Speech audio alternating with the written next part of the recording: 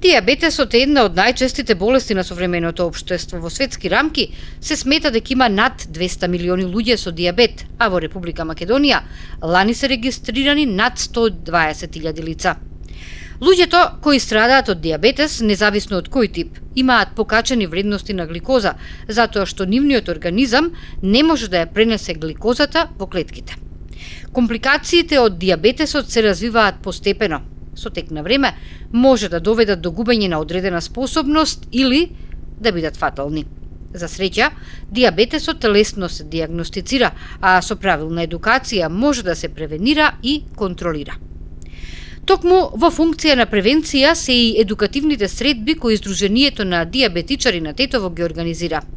Во среда, 6 ноември, за актуелните проблеми на дијабетесот ќе говорат примариус доктор Милчо Богоев од Скопската клиника за ендокринологија и претседателот на Сојузот на Сдруженија на дијабетичари на Македонија, примариус доктор Аврам Ванковски.